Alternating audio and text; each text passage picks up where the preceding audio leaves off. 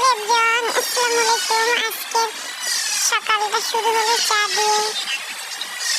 তা এটা চাই করার পর হাজবেন্ডকে চা দিলাম, তারপরে ধোয়া পাল্লা করতে বসলাম।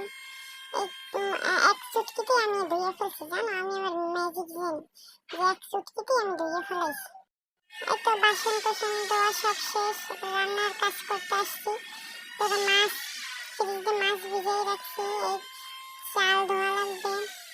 চালটা দিয়ে রান্না করে আসলাম, সবকিছু গুছাইয়ে নিয়ে। এখনো গুছান হয়নি, অনেক কাটাকাটি বাকি আছে। মাঝখান থেকে ভিডিও করে দেখাতেছি মানুষ ব্লগ করে কিভাবে, এত কষ্ট। এটা সজনে আর টমেটো দিয়ে ডাল রান্না করবো। একজন আমার সাহায্য করতেছে, সে সজনে দিয়ে ডাল খাবো। সে এমন ভাবে ডাল আর সজনে মানে ভুট্টা মিক্স করে লাগছে, আস্ত মানে সজনে ডাল চিনা যাইতেছে না। এখন ওদের ডাইলে ফোড়ন দেবো।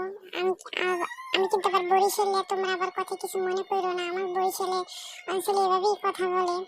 তো এই ফোড়ন দিতে আসি, প্রায় পেঁয়াজ রসুন একদম লাল হয়ে এসে ফোড়ন দেবো, ডালটা এর ভিতরে ঢেলে দেবো। খাইতে চাইছি কি আর খাইবো কি। ডাইলের সজনে দেখো তোমরা, ডাইলের সজনে একদম ঘুরতে একসাথে বানিয়ে ফেলেছি। এবার মাছ বেগুন দিয়ে ভাজি করবো। মাছটা সুন্দর মতন হলুদ লবণ মরিচ মাখাইয়া তেলে ভাজি করবো সুন্দর মতন। আমার ঘরে আবার তেলে ভাজি করা ছাড়া মাছ আবার কেউ খায় না। আমার শাশুড়ি তো খাইতেই পারে না, কাঁচা কাঁচা নাকি গন্ধ লাগে, এই জন্য তেলে ভাজা লাগে অনেক। তো মরিচটা কষাইয়া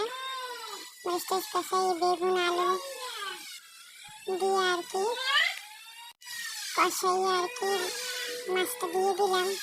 আসলে তাড়াতাড়ি কাটতে দিতে এলে মনে হয় তাড়াতাড়ি হয়ে গেছে। দেখাতে যেন 2 মিনিটের ব্লগ, যে একটুর মধ্যে রান্না করা হয়ে গেছে। তো 4-5 ঘন্টার যে জার্নি, 4-5 ঘন্টার কষ্টের পরে রান্না বান্না আর কি হয়।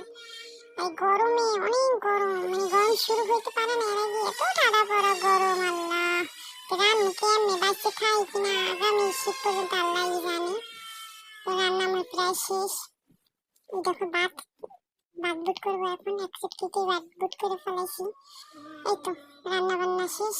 এখন গোসল মুসল কইরা আইয়া আল্লাহর রহমতে নামাজ টামাজ পড়ে খাইতে বমু। আল্লাহ হাফেজ, থ্যাংক ইউ ফর ওয়াচিং।